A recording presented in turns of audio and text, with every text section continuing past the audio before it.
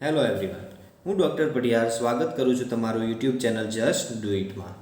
આજના લેક્ચરમાં આપણે ભણીશું ફંડામેન્ટલ રાઇટ્સ એટલે કે મૂળભૂત અધિકારો વિશે.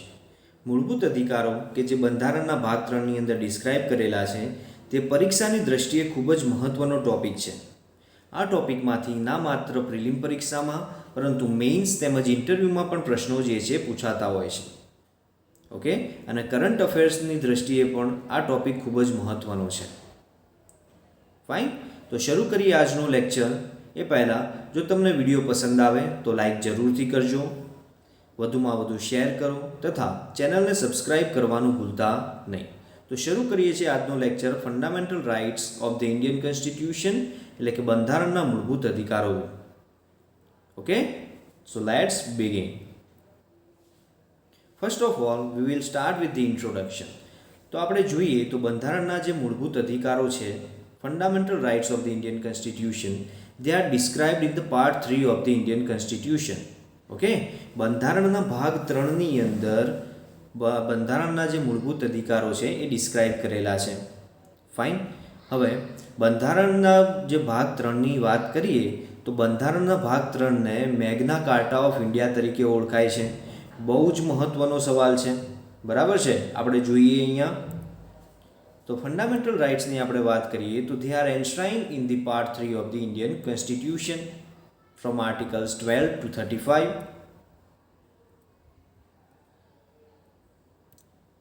ફાઇન, સો આપણે યાદ રાખવાનું છે કે બંધારણના જે મૂળભૂત અધિકારો જે આપેલા છે એ બંધારણના કયા ભાગની અંદર ડિસ્ક્રાઇબ કરેલા છે? So fundamental rights are described in the part 3 of the Indian Constitution. Fine, અને આ પણ આપણે યાદ રાખવાનું છે કારણ કે જીપીએસસીમાં હવે શું છે તો સ્ટેટમેન્ટ પ્રમાણેના ક્વેશ્ચન્સ પૂછાય છે. 4 સ્ટેટમેન્ટ આપેલા હોય છે, એમાંથી આપણે નક્કી કરવાનું હોય જે રીતે સવાલ પૂછાયો હોય એ રીતે કે એમાંથી કયું વિધાન ખોટું છે, કયું વિધાન સાચું છે, બરાબર છે. તો આપણને કદાચ આર્ટિકલ્સના જે નંબર જે છે એ નંબર્સ પણ એમાં ફેરફાર કરી અને આપણને પૂછી શકે. તો આપણે દરેકે દરેક લાઈન જે છે એ યાદ રાખવી ખૂબ જ મહત્ત્વની બની રહે છે. Fine. So fundamental rights are enshrined or described in the part 3 of the Indian Constitution from articles 12 to 35. Now, when we talk about the fundamental rights, the concept of the fundamental right has been taken from the Constitution of USA. આપણને ખબર જ છે કે ભારતનું સંવિધાન બંધારણ જ્યારે બન્યું ત્યારે બંધારણીય સભાના જે સદસ્યો હતા એમણે 60 કરતાં પણ વધારે દેશોનું જે બંધારણ હતું એને રિફર કર્યું અને એમાંથી જે સારી જે વસ્તુ એટલે કે આપણે કહી શકીએ, બરાબર છે. તો દરેકે દરેકમાંથી જે સારું જે ટોપિક અથવા તો જે સારા અધિકારોની વાત કરીએ કે ડીપીએસપીની વાત કરીએ, દરેકે દરેક દેશના જે બંધારણમાંથી જે સારી વસ્તુ લાગી એ આપણા બંધારણમાં એમણે એડ કરી. ફાઇન, તો એ જ રીતે ફંડામેન્ટલ રાઇટ્સ એટલે કે મૂળભૂત અધિકારોની વાત કરીએ તો મૂળભૂત અધિકારો જે છે એ આપણા બંધારણમાં ક્યાંથી લેવામાં આવ્યું છે? તો એ લેવામાં આવ્યું છે અમેરિકાના બંધારણમાંથી. ફાઇન, તો આપણે યાદ રાખવાનું છે કારણ કે ફેક્ચ્યુઅલ ક્વેશ્ચન્સ બહુ બધી વાર પૂછાય છે. ઓકે, આના પછીનો જે ટોપિક આવશે કે રાજ્યનીતિના માર્ગદર્શક સિદ્ધાંતો એટલે કે directive principles of state. Okay, DPSP state policy. Okay, DPSP જે છે તો ડીપીએસપીની વાત કરીએ તો એ ડીપીએસપી શેમાંથી લેવામાં આવ્યું છે? તો એ આયર્લેન્ડમાંથી લેવામાં આવ્યું છે. ફાઇન, તો આ રીતના સવાલ જે છે આપણને પૂછાતા હોય છે. ક્લિયર? સો આપણે યાદ રાખવાનું છે. ફાઇન, ચલો આગળ વધીએ. Part 3 of the Indian Constitution is known as Magna Carta of India. This is most important factual question. Many time it has been asked in the examinations. Okay, which part of the Indian Constitution is known as Magna Carta of India? Fine, so the answer is part 3 of the Indian Constitution is known as Magna Carta of India. Okay. Now, when we talk about the fundamental rights, they are justiciable in nature. So, what is the meaning of justiciable in nature? તો જસ્ટિશિયેબલની વાત કરીએ તો જસ્ટિશિયેબલનો meaning થાય કે મૂળભૂત અધિકારો જે છે એ નાગરિકોને કોણ પ્રોવાઈડ કરે છે? ભારતના નાગરિકોને બંધારણ પ્રોવાઈડ કરે છે, બરાબર. તો જ્યારે કોઈ પણ વ્યક્તિના મૂળભૂત અધિકારોનું હનન થાય તો એ વ્યક્તિ શું કરી શકે? તો એ વ્યક્તિ જે છે કોર્ટમાં જઈ શકે છે. ક્યાં જઈ શકે છે? કોર્ટમાં જઈ શકે છે પોતાના જે મૂળભૂત અધિકારો જે છે એની પ્રાપ્તિ માટે, બરાબર છે. અને કોર્ટ શું કરે છે એના માટે રીટ ઇસ્યુ કરે છે, બરાબર છે. આપણે ડિટેલમાં પાછળ જોઈશું આર્ટિકલ 32ની અંદર, ઓકે, રાઇટ ટુ કોન્સ્ટિટ્યુશનલ રેમિડીઝ, એમાં આપણે ડિટેલમાં ભણીશું, બરાબર છે. ફાઇન. હવે બીજું એક આપણે વાત કરીએ ડીપીએસપી. સપોઝ તો ડીપીએસપી જે છે directive principles of state policy. So DPSP are non justiciable in nature, બરાબર. તો એ રીતે આપણે યાદ રાખવાનું છે, ઓકે. તો ડીપીએસપી જે છે આપણે કોઈ અપીલ ના કરી શકીએ કોર્ટની અંદર. ડીપીએસપીની અંદર જે જોગવાઈ છે, જે પ્રોવિઝન છે એ પ્રમાણે, બરાબર છે, કે મને આ અધિકાર જોઈએ છે અથવા આ મારા અધિકારનું હનન થઈ રહ્યું છે, ઓકે. બિકોઝ ડીપીએસપીમાં જે પણ મેન્શન કરેલું છે they are non justiciable in nature, okay. But જ્યારે ફંડામેન્ટલ રાઇટ્સના જે કોઈ પણ પ્રોવિઝનનું હનન થતું હોય, બરાબર છે, મૂળભૂત અધિકાર જે છે એનું હનન થતું હોય, તો એ વ્યક્તિ કોર્ટની અંદર શું કરી શકે છે? પોતાને અપીલ કરી શકે છે. ક્લિયર? ખ્યાલ આવી ગયો? હવે the fundamental rights are meant for promoting the ideal of political democracy. This is one is most important question, okay. અને હવેની જે એક્ઝામ્સ છે એની અંદર પણ આને પૂછાવાની શક્યતા બહુ જ વધારે છે. ક્લિયર? કારણ કે પાછળથી આપણને જે ડીપીએસપી આવે તો ડીપીએસપી કયા પ્રકારનું ડેમોક્રેસી જે છે એને પ્રમોટ કરે છે એ પ્રકારનો પણ એક સવાલ નીકળે છે, ઓકે. એ આપણે પછી જોઈશું, પછીના લેક્ચરમાં ડીપીએસપી જ્યારે ભણીશું આપણે ડિટેલમાં ત્યારે એમાં જોઈશું. હવે ફંડામેન્ટલ રાઇટ્સની આપણે વાત કરીએ તો fundamental rights are meant for promoting the ideal of political democracy. This we have to remember. Clear? Now they aim at establishing a government of laws and not of man. Fine. એટલે કે કાયદાનું શાસન, જે મૂળભૂત અધિકારો જે છે એનો એમ શું છે? તો શેનું શાસન સ્થાપિત કરવાનું? કાયદાનું શાસન સ્થાપિત કરવાનું, ના કે માણસોનું શાસન સ્થાપિત કરવાનું, ઓકે. સૌથી ઉપર કોણ આવશે? કાયદો. ક્લિયર? હવે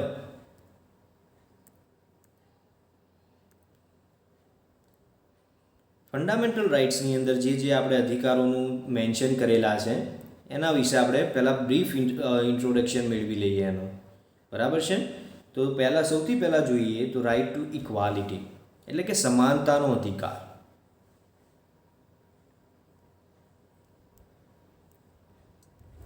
ફાઇન. સમાનતાનો અધિકાર. તો રાઇટ ટુ ઇક્વાલિટી જે છે મેન્શન કરેલું છે આર્ટિકલ્સ 14 to 18માં, ઓકે. રાઇટ ટુ ફ્રીડમ એટલે કે સ્વતંત્રતાનો અધિકાર એ મેન્શન કરેલું છે આર્ટિકલ્સ 19 to 22માં. પછી જોઈએ તો રાઇટ અગેન્સ્ટ એક્સપ્લોઇટેશન એટલે કે શોષણ વિરુદ્ધનો અધિકાર એ મેન્શન કરેલું છે આર્ટિકલ્સ 23-24માં. અને right to freedom of religion, okay, એટલે કે ધાર્મિક સ્વતંત્રતાનો અધિકાર એ શેમાં મેન્શન કરેલું છે? Articles 25 to 28. Clear?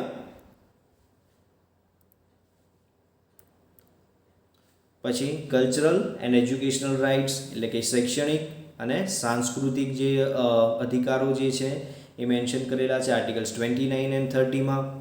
Right to property that has been described in article 31. અને રાઇટ ટુ કોન્સ્ટિટ્યુશનલ રેમિડીઝ એ ડિસ્ક્રાઇબ કરેલું છે આર્ટિકલ 32. હવે જે મૂળભૂત અધિકારોની આપણે વાત કરીએ તો અહીંયા આગળ મૂળભૂત અધિકારો ટોટલ આપણે કેટલા મેન્શન કર્યા છે? 7. બરાબર છે. તો આ 7 મૂળભૂત અધિકારો જ્યારે બંધારણની રચના થઈ, જ્યારે ઓરિજિનલ બંધારણની રચના થઈ ત્યારે બંધારણમાં ટોટલ 7 મૂળભૂત અધિકારો હતા, બરાબર છે. પરંતુ અત્યારે જે બંધારણ છે at the present situation there are 6 fundamental rights mentioned in the Indian Constitution. Why? Because right to property has been removed from the fundamental rights અને એને શેની અંતર્ગત લાવવામાં આવ્યું છે? તો લીગલ રાઇટ્સ, ઓકે. લીગલ રાઇટ્સમાં એને આપણે લીગલ રાઇટ્સની અંદર એને શું કર્યું છે? અત્યારે ડિસ્ક્રાઇબ કરેલું છે. ફાઇન. કયા આર્ટિકલમાં મેન્શન કરેલું છે? કયા બંધારણીય સુધારા દ્વારા કર્યું છે? એ આપણે ડિટેલમાં પાછળથી જોઈશું, ઓકે. અત્યારે આપણે આટલું યાદ રાખવાનું છે કે મૂળ જે બંધારણ હતું, ઓરિજિનલ કોન્સ્ટિટ્યુશનની જે રચના થઈ એ વખતે original કોન્સ્ટિટ્યુશનમાં total there were 7 fundamental rights. Right now there are 6 fundamental rights. Clear? and the right to property has been deleted or removed from the Indian constitution. Okay, and it has made legal right. Fine, clear? So let's move ahead. Now we will see article 12. Okay, we will see article 12 to 35. Okay, we will see article 12 to 35 in detail. Fine, so we are starting from the article 12 right now.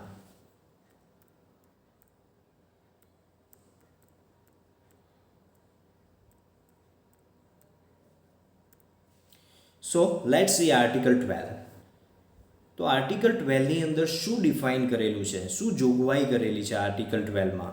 તો article 12ની વાત કરીએ તો article 12ની અંદર રાજ્યની વ્યાખ્યા mention કરેલી છે. Okay, definition of the state has been described in article number 12.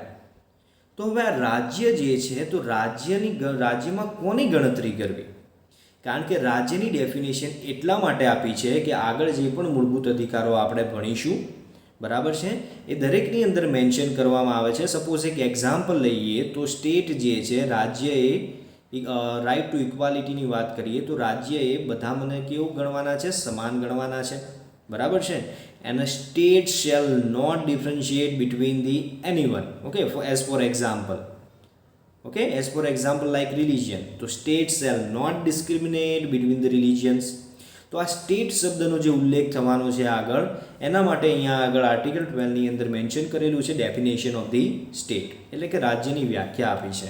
તો હવે આ રાજ્યની વ્યાખ્યા આપેલી છે એમાં આપણે જોઈએ તો રાજ્યમાં શેનો સમાવેશ થશે? ઓકે, તો રાજ્યની અંદર ગવર્મેન્ટ એન્ડ પાર્લામેન્ટ, એટલે કે આ સેન્ટ્રલ ગવર્મેન્ટની અહીંયા વાત થઈ રહી છે. ઓકે, ગવર્મેન્ટ એન્ડ સ્ટેટ લેજિસ્લેચર, એટલે કે સ્ટેટ ગવર્મેન્ટની વાત થઈ રહી છે અહીંયા આગળ. સ્ટેટ લેજિસ્લેચરમાં વિધાનસભા હોઈ શકે, વિધાન પરિષદ હોઈ શકે, બરાબર છે. હવે આ બંનેની વાત કરીએ આપણે. આ જે છે આ શું છે? સેન્ટ્રલ ગવર્મેન્ટ છે. સેન્ટ્રલ ગવર્મેન્ટની વાત થઈ રહી છે અહીંયા. ઓકે, અને અહીંયા શેની વાત થઈ રહી છે? તો અહીંયા વાત થઈ રહી છે સ્ટેટ ગવર્મેન્ટની. સ્ટેટ ગવર્મેન્ટની વાત થઈ રહી છે, બરાબર. તો સેન્ટ્રલ ગવર્મેન્ટ અને સ્ટેટ ગવર્મેન્ટ બંનેની જે બોડી છે, બરાબર છે, એના એક છે legislative and the second body is the executive. તો એ બંનેનો જે છે એ સ્ટેટની અંદર સમાવેશ થાય છે. ક્લિયર? ખ્યાલ આવી ગયો? ફાઇન. કેન્દ્ર સરકાર, રાજ્ય સરકાર, એના બંને અંગો લેજિસ્લેટિવ, એક્ઝિક્યુટિવ. પછી ઓલ લોકલ ઓથોરિટીઝ, આપણને ખબર જ છે ભારતની અંદર, ભારતમાં આપણે વાત કરીએ તો ત્રિસ્તરીય જે છે એની અંદર આપણે જોગવાઈ કરેલી છે બંધારણમાં, બરાબર. સ્ટેટ ગવર્મેન્ટ, સેન્ટ્રલ ગવર્મેન્ટ અને લોકલ ઓથોરિટીઝ. લોકલ ઓથોરિટીઝમાં panchayat, municipalities, district boards, trust, એ બધાનો સમાવેશ થશે. તો આ બધું જે છે એ સ્ટેટની અંતર્ગત આવી જશે. ક્લિયર? ખબર પડી ગઈ?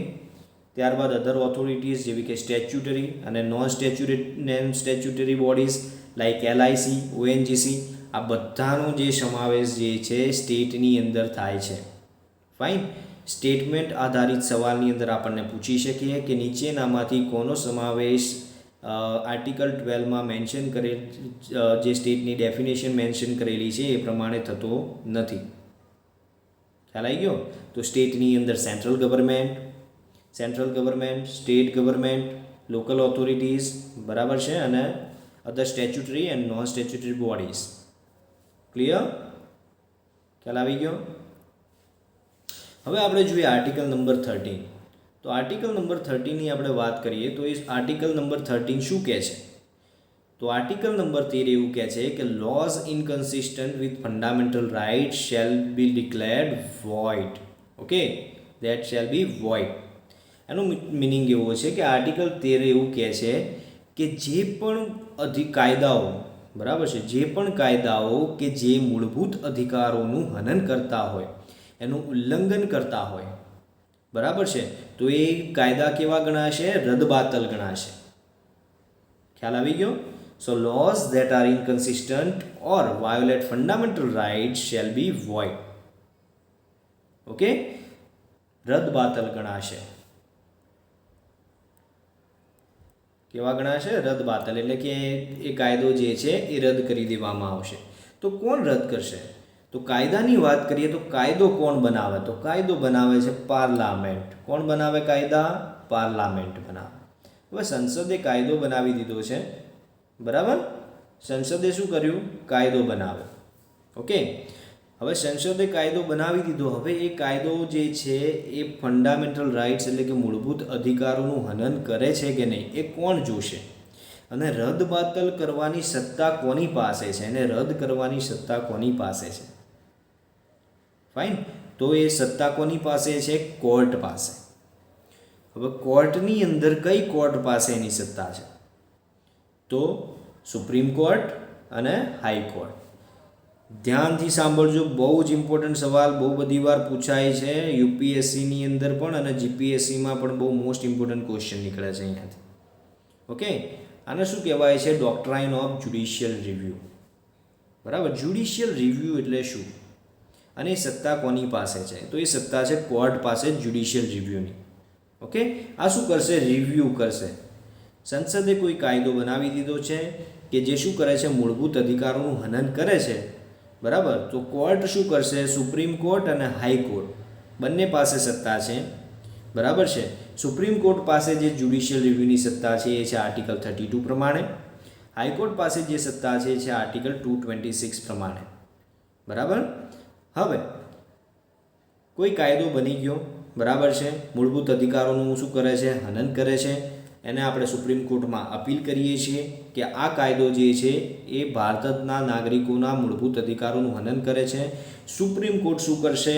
એને ચેક કરશે, એનો રિવ્યૂ કરશે અને જો પછી સુપ્રીમ કોર્ટને જે લાગે છે, બરાબર છે, કે આ કાયદો જે છે મૂળભૂત અધિકારોનું હનન કરે છે, બરાબર છે, તો સુપ્રીમ કોર્ટ શું કરશે? એ કાયદાને રદ-બાતલ કરશે, બરાબર છે? એ જ પ્રમાણે હાઈકોર્ટ પાસે આર્ટિકલ 226 પ્રમાણે સત્તા છે. ઓકે, તો આ બંને આર્ટિકલ્સ જે છે એ ઇમ્પોર્ટન્ટ છે, એ આપણે ખાસ યાદ રાખવાના છે. Clear? In article 12 we defines definition of the state and article 13 says that laws inconsistent with the fundamental rights shall be void. Okay, we have to remember these two. Clear? ચાલો, હવે જોઈએ છે રાઇટ ટુ ઇક્વાલિટી એટલે કે સમાનતાનો અધિકાર. તો સમાનતાનો અધિકાર જે છે, સૌથી પહેલાં તો એક ફેક્ચ્યુઅલ ક્વેશ્ચન અહીંયાથી નીકળે કે સમાનતાનો અધિકાર જે છે એ કયા આર્ટિકલ્સની અંદર મેન્શન કરેલો છે? So right to equality has been mention in the article 14 to 18. Clear? So let start with the article number 14. Article 14 શું કહે છે? તો equality before the law and equal protection of the law. કાયદા સમક્ષ સમાનતા અને કાયદાનું સમાન રક્ષણ. ફાઇન. હવે જે ઇક્વાલિટી, બે કમ્પોનન્ટ છે આની અંદર, એક છે ઇક્વાલિટી બિફોર ધ લો અને બીજો છે ઇક્વલ પ્રોટેક્શન ઓફ લોસ. તો ઇક્વાલિટી બિફોર ધ લોની વાત કરીએ તો ઇક્વાલિટી બિફોર ધ લો જે છે બ્રિટિશ ઓરિજિન છે અને ઇક્વલ પ્રોટેક્શન ઓફ લોસ જે છે એ અમેરિકન કોન્સ્ટિટ્યુશનમાંથી લેવામાં આવ્યો છે. ઓકે, હવે આ બંનેનું મિનિંગ શું થાય છે? તો ઇક્વાલિટી બિફોર ધ લોની વાત કરીએ તો એનો મિનિંગ એવો થાય છે કે equal subjection of all the persons to ordinary law. એટલે કે જે કાયદો જે છે, કાયદા સમક્ષ દરેક વ્યક્તિ સમાન છે, ચાહે અમીર હોય, ગરીબ હોય, બરાબર છે, પછી બાળક હોય, વૃદ્ધ હોય. જો કે બાળકો માટે અમુક જે કાયદાઓ જે છે એ અલગથી બનાવવામાં આવ્યા છે. ફાઇન. પરંતુ આની અંદર જે છે, આનો જે બેસિક મિનિંગ જોઈએ તો ઇક્વાલિટી બિફોર ધ લો એટલે કે કાયદા સમક્ષ દરેક વ્યક્તિ સમાન છે, ના કોઈ ઊંચું, ના કોઈ નીચું, ના કોઈ અમીર, ના કોઈ ગરીબ. ફાઇન. અને ઇક્વલ પ્રોટેક્શન ઓફ લોસ આ એવું કહે છે કે equality of treatment under equal circumstances. બરાબર છે? એટલે કે જે સર્કમસ્ટાન્સીસ જે છે, જે સિચ્યુએશન છે, જે આપણે ક્રાઇટેરિયા સેટ કરીએ છીએ, ક્રાઇટેરિયા જે છે પહેલાં બધા માટે ક્રાઇટેરિયા સરખા કરવાના અને પછી એ પ્રમાણે જે છે એનું શું કરવાનું, જે પણ એની અંદર આપણે જજમેન્ટ અથવા તો જે પણ રાઇટ અધિકારોની જે વાત કરીએ, બરાબર છે, તો એ પ્રમાણે થશે એમાં. Okay, equality of treatment under equal circumstances. એક એક્ઝામ્પલ તરીકે આપણે સમજીએ અહીંયા આગળ. ઓકે, આપણે જે છે આ છે ઇક્વાલિટી, બરાબર, એટલે કે દરેકને એક એક બોક્સ મળે છે એની ઉપર ચડવા માટે. પણ તમને અહીંયા શું છે કે આ જે આપણે બંધારણમાં મેન્શન કર્યું છે કે આ જે ઇક્વાલિટી બિફોર ધ લો જે છે આ કેવો છે? નેગેટિવ કન્સેપ્ટ છે. કેવો કન્સેપ્ટ છે? નેગેટિવ કન્સેપ્ટ છે. કેમ? ઉદાહરણથી આપણે સમજીએ તો અહીંયા આગળ ઇક્વાલિટી દરેકને એક બોક્સ મળ્યું છે, પણ શું આનાથી જસ્ટિફાય થાય છે? શું આ ત્રણ વ્યક્તિઓ જે છે મેચ જોઈ શકે છે અહીંયા? ના. ઓકે, એટલા માટે આ કેવો કન્સેપ્ટ છે? નેગેટિવ કન્સેપ્ટ છે. Equal protection of the lose એટલે આ દરેકને શું છે? મેચ ત્રણેયને જોવી છે.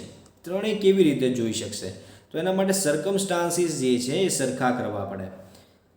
આ ભાઈની હાઇટ કેવી છે? વધારે છે, તો એમને બોક્સ નહીં આપો તો પણ એ જોઈ શકે છે મેચ. આ છોકરો છે એને આપણે એક બોક્સ આપીએ તો એ હાઇટ સુધી પહોંચી જાય છે કે એ શું કરી શકે છે? મેચ જોઈ શકે છે.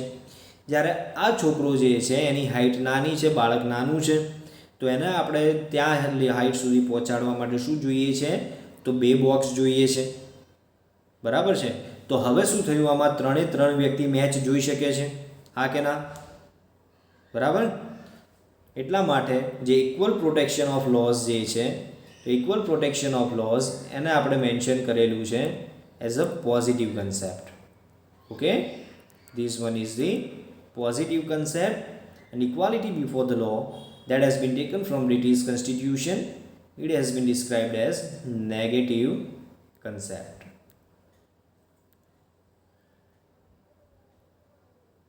Fine? Clear?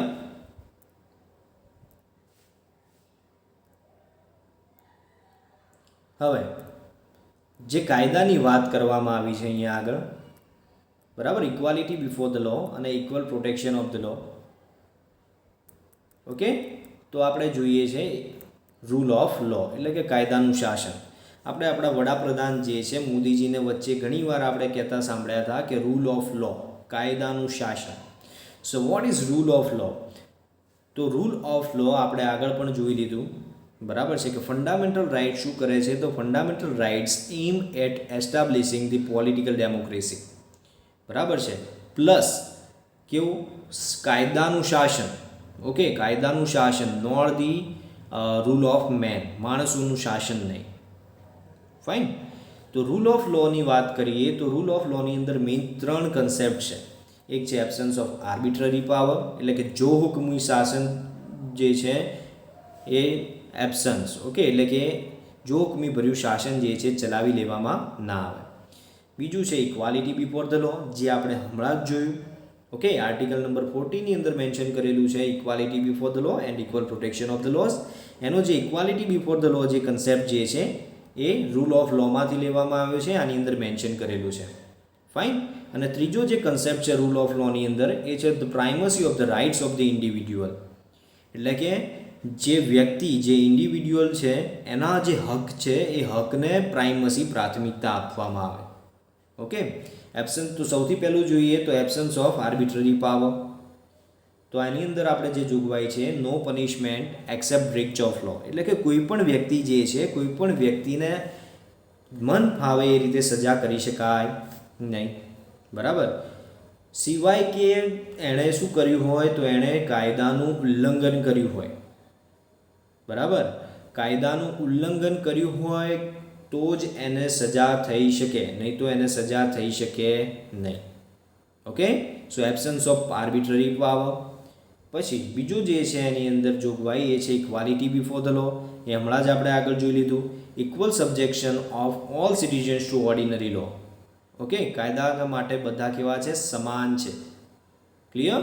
અને ત્રીજું જે છે આની અંદર જોગવાઈ પ્રોવિઝન જે છે એ છે primacy of the rights of the individual. તો આની અંદર એવી જોગવાઈ છે કે જે constitution is the result of the rights of individual. એટલે કે જે બંધારણ બન્યું છે એ શેનું બન્યું છે? જે લોકો છે, ઇન્ડિવિડ્યુઅલ્સ છે, એના જે હક છે એનાથી બંધારણ બન્યું છે. ભારતમાં આવું છે નહીં. આપણે ઇન્ડિયામાં કેવું છે? તો ઇન્ડિયન સિસ્ટમમાં એવું છે કે constitution is the source of the individual rights. Okay, એટલે કે બંધારણ જે છે એ બધાને હક પ્રોવાઈડ કરે છે, ના કે હકના લીધે બંધારણ બન્યું છે. ફાઇન. ખૂબ જ ધ્યાનથી આપણે સાંભળવાનું છે અને યાદ રાખવાનું છે, કારણ કે આ બહુ જ ઇમ્પોર્ટન્ટ સવાલ બની જાય છે. હવે જે સ્ટેટમેન્ટની આધારિત પ્રશ્નો જે પૂછાય છે જીપીએસસીમાં એ પ્રમાણે ખ્યાલ આવી ગયો. તો હવે આપણે જોઈએ આની અંદર તો ભારતના બંધારણમાં કયા લાગુ પડે છે, તો આ બે લાગુ પડે છે પણ આ લાગુ પડતું નથી. Okay, absence of, so rule of law, there are main three provisions of rule of law. First one is absence of arbitrary power, second one is equality before the law, third one is the primacy of the rights of the individual. Okay, પહેલું ના પાડે છે પહેલી જોગવાઈમાં કે જો હુકમી ભર્યું શાસન ચલાવી લેવામાં આવશે નહીં. ઓકે, એટલે કે કોઈ પણ મન ફાવે એ રીતે સત્તા પ્રમાણે સત્તાનો જે છે દુરુપયોગ કરીને જો હુકમી ભર્યું શાસન ના કરી શકાય. બીજો જે છે પ્રોવિઝન એમાં કહે છે કાયદા સમક્ષ સમાનતા, જે આપણે આર્ટિકલ 40 ની અંદર એમાંથી ઇન્ક્લુડ કરેલું છે. અને ત્રીજું જે છે પ્રોવિઝન એમાં શું છે તો જે લોકોના હક જે છે એ લોકોના હકને પ્રાથમિકતા આપવામાં આવે. ઓકે, આપણે જે ફર્સ્ટ ટુ પ્રોવિઝન્સ છે there are included in to the Indian constitution but not the third one. Fine, so this we have to remember. Let's move head. Now article number 15, prohibition of discrimination on certain grounds. So આની અંદર શું જોગવાઈ કરેલી છે કે prohibition of discrimination એટલે કે ભેદભાવ કરવો નહીં ઓન સર્ટેન ગ્રાઉન્ડ્સ, એટલે કે અમુક જે છે ગ્રાઉન્ડ્સ, ઓકે, અમુક બેઝિસ ઉપર ડિસ્ક્રિમિનેશન એટલે કે ભેદભાવ કરવું નહીં. ભેદભાવ કોણ નહીં કરે? તો અહીંયા આગળ જો આપણે જે સ્ટેટ શેલ નોટ ડિસ્ક્રિમિનેટ, જે આપણે આર્ટિકલ 12 ની અંદર ભણ્યા કે સ્ટેટની અંદર શેનો સમાવેશ થશે એટલા માટે જ આપણે ઓલરેડી પહેલાં ભણીએ છીએ. ઓકે, અને બંધારણમાં આર્ટિકલ 12 માં એ મેન્શન કરેલું છે. Fine, state shall not discriminate against any citizen on grounds only of religion, race, caste, sex or place of birth. Okay, એટલે કે રાજ્ય જે છે ભેદભાવ નહીં કરે કોઈ પણ નાગરિક પ્રત્યે. કયા કયા આધાર ઉપર? તો રિલિજન, ધર્મ, રેસ, કાસ્ટ જ્ઞાતિ, સેક્સ જાતિ, ઓકે, પ્લેસ ઓફ બર્થ એટલે કે જે જન્મનું જે સ્થાન છે એના આધારિત. હવે આની અંદર બે વર્ડ જે છે ઇમ્પોર્ટન્ટ છે. એક લખ્યું છે આમાં ડિસ્ક્રિમિનેટ, શેલ નોટ ડિસ્ક્રિમિનેટ એટલે કે ડિસ્ક્રિમિનેશન, અને બીજું આમાં લખ્યું છે ઓનલી. ઓકે, ઓનલી એટલે કે ડિસ્ક્રિમિનેશન નહીં કરવાનું, ભેદભાવ નહીં કરવાનું. Only of religion, race, caste, sex or place of birth એટલે કે આની અંદર જે બેઝિસ મેન્શન કર્યા છે, જે આધાર મેન્શન કર્યો છે એના આધારે ભેદભાવ કરવો નહીં, પરંતુ એના સિવાયના જે આધાર જે હોય છે એ આધાર પર ભેદભાવ કરી શકે રાજ્ય. બરાબર છે? એ શેના માટે? તો સપોઝ એક એક્ઝામ્પલ લઈએ તો કોઈ કમ્યુનિટી છે, જેમ કે ટ્રાઇબલ કમ્યુનિટી છે, કોઈ આદિવાસી કમ્યુનિટી છે, તો એને આગળ લાવવા માટે રાજ્ય શું કરી શકે? સ્પેશિયલ જોગવાઈ કરી શકે છે. ઓકે, તો એક પ્રકારનો શું થયો? ભેદભાવ થયો, કારણ કે એમને શું કરે છે તો એમને એક વિશેષ અધિકાર આપવામાં આવે છે. ખ્યાલ આવી ગયો? ક્લિયર? આર્ટિકલ નંબર 16, તો શું કહે છે આર્ટિકલ નંબર 16? તો આર્ટિકલ નંબર 16 માં છે equality of opportunity in public employment. બરાબર છે? એટલે કે જે જાહેર નોકરીની બાબતમાં સમાનતા. Fine, so no citizen can be discriminated against or be ineligible for employment or office under state on grounds only on the religion, race, caste, sex, descendant, place of birth or residence. ખ્યાલ આવી ગયો? શું છે તો રાજ્ય ભેદભાવ કરી શકે નહીં. અહીંયા જે આધાર મેન્શન કરેલા છે એ આધાર ઉપર રાજ્ય શું કરી શકે? ભેદભાવ કરી શકે નહીં. બધાને જે છે કેવો છે તો જાહેર નોકરીની બાબતમાં સમાન તકનું શું છે? અધિકાર છે. ક્લિયર? આર્ટિકલ નંબર 17, એબોલિશન ઓફ અનટચેબિલિટી એટલે કે અસ્પૃશ્યતા નાબૂદી. ઓકે, અસ્પૃશ્યતા નાબૂદી. બરાબર છે? ડિટેલ જે છે ડિટેલ આપણે બીજું એક એના માટે સ્પેશિયલ લેક્ચર લઈશું, એની અંદર આપણે મેન્શન કરીશું. આના સાથેના જે અસ્પૃશ્યતાના રિલેટેડ જે એટ્રોસિટી એક્ટ છે એનો પણ આપણે એમાં સમાવેશ કરીશું. અનટચેબિલિટી આર્ટિકલ 17 શેની વાત કરે છે તો જે વર્ષોથી ભારતની અંદર જે અસ્પૃશ્યતા ચાલી આવતી હતી એ અસ્પૃશ્યતાને નાબૂદીની એની અંદર જોગવાઈ કરેલી છે. ખ્યાલ આવી ગયો? સિમ્પલ ક્વેશ્ચન બહુ બધી વાર પૂછાઈ ગયો છે કે અસ્પૃશ્યતા નાબૂદીની જોગવાઈ જે છે એ કયા અનુચ્છેદમાં કરેલી છે, કયા આર્ટિકલમાં કરેલી છે? So abolition of untouchability has been described in the article number 17 of the Indian constitution. Fine. So we have to remember this. Now article number 18, abolition of titles, એટલે કે ખિતાબોની નાબૂદી.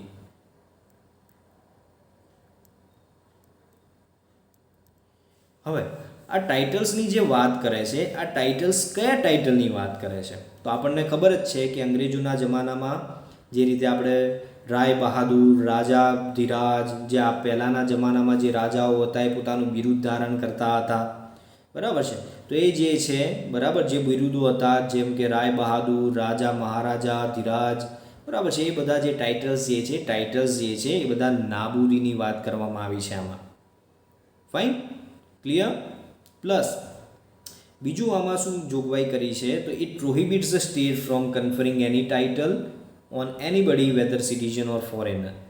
એટલે કે ભારતની અંદર કોઈ નાગરિક હોય, ભારતનો હોય અથવા તો ફોરેનર હોય, બરાબર છે, તો રાજ્ય જે છે, રાજ્ય શું કરશે? તો રાજ્યને ખિતાબ આપવાની એટલે કે ટાઇટલ પ્રોવાઈડ કરવાની એમાં મનાઈ કરેલી છે, એક્સેપ્ટ મિલિટરી ઓર એકેડેમિક ડિસ્ટિંક્શન. આ આપણે ખાસ યાદ રાખવાનું છે, બરાબર છે. જે રીતે મિલિટરીની અંદર જે બધા અલગ અલગ ટાઇટલ્સ હોય છે, મેજર જનરલ, બરાબર છે, લેફ્ટનન્ટ જનરલ, તો એ ટાઇટલ્સ જે છે એ વેલિડ છે.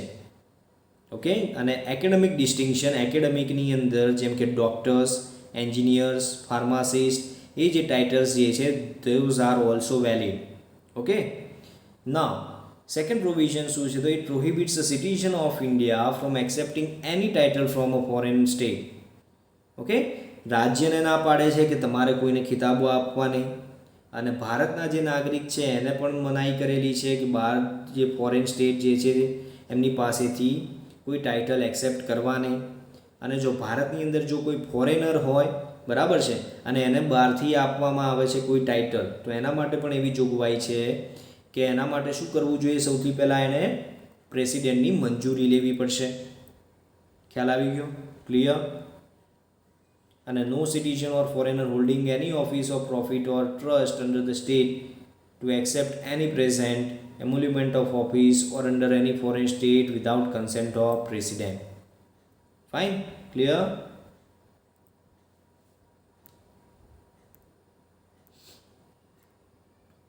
હવે મોસ્ટ ઇમ્પોર્ટન્ટ આપણે આની અંદર જોવા મળે છે કે એબોલિશન ઓફ ટાઇટલની અંદર આપણે જે યાદ રાખવા જેવું છે એ યાદ રાખવા માટે એક આ સવાલ જે છે ઇન્ટરવ્યૂમાં પૂછાયેલો છે, ઓકે, યુપીએસસીના, કે આર્ટિકલ 18 જે છે એમાં જોગવાઈ કરેલી છે એબોલિશન ઓફ ટાઇટલ્સની, એટલે કે ખિતાબોની નાબૂદીની એમાં જોગવાઈ કરેલી છે. પરંતુ શું આ ભારત રત્ન, પદ્મવિભૂષણ, પદ્મભૂષણ અને પદ્મશ્રી જે ટાઇટલ આપવામાં આવે છે રાષ્ટ્રપતિ દ્વારા, તો આ ટાઇટલ્સ જે આપવામાં આવે છે વેલિડ છે? Okay. So obviously they are valid. Fine. કેમ? તો they do not fall under hereditary categories, એટલે કે વંશ પરંપરાગતના કેટેગરીમાં આવતું નથી. જે કોઈ પણ વ્યક્તિ જે છે એક્સ્ટ્રા ઓર્ડિનરી જે એના ક્રાઇટેરિયાસ છે, બરાબર છે, ક્રાઇટેરિયાસમાં જો સેટ થાય છે અને એ પ્રમાણે જો એલિજિબલ થાય તો એને એ ટાઇટલ આપવામાં આવે છે, બરાબર છે. પરંતુ એવું એનો મતલબ એ દેટ ઇઝ નોટ હેરિડિટરી, એટલે કે એનો જે મતલબ સન અથવા ડોટર જે હોય તો એમને એ હેરિડિટરી તરીકે ટાઇટલ એ એડપ્ટ કરી શકે નહીં. ક્લિયર. અને it should not be used as suffixes or prefixes to the names of awardees, એટલે કે જે વ્યક્તિને એવોર્ડ આપવામાં આવે છે એ વ્યક્તિ એને સફિક્સ એટલે કે પોતાના નામની આગળ અને પાછળ લગાવી શકે નહીં. Okay. So obviously validity of Bharat Ratna, Padma Bhushan, Vibhushan and Padma Shri, they are valid because they do not fall under the hereditary categories. Okay. અને આ હેરિડિટરી ટાઇટલ્સ જે આપણે જોઈ લીધું, લાઈક મહારાજા રાય બહાદુર, રાજ બહાદુર, રાય સાહેબ, ઓકે, આ બધાને શું કરવામાં આવી છે? નાબૂદી કરવામાં આવી છે. ક્લિયર. સો આપણે જોયું આજના લેક્ચરમાં આપણે આર્ટિકલ જે છે 18 સુધીનું આપણે જોયું. ઓકે. હવે નેક્સ્ટ લેક્ચરમાં આપણે આર્ટિકલ નંબર 19થી આપણે સ્ટાર્ટ કરીશું. ફાઇન. હવે આજનું લેક્ચર જે છે આપણે અહીંયા જ એન્ડ કરીએ છીએ. જો વિડીયો તમને ગમ્યો હોય તો લાઈક જરૂરથી કરો, વિડીયોને વધુમાં વધુ શેર કરો તથા ચેનલને સબસ્ક્રાઈબ જરૂરથી કરજો. ઓકે. અને તમારું જો કોઈ ક્વેરી હોય તો એ ક્વેરીને તમે કમેન્ટમાં લખીને પૂછી શકો છો. Fine. Clear. So here we are ending the session. Thank you so much.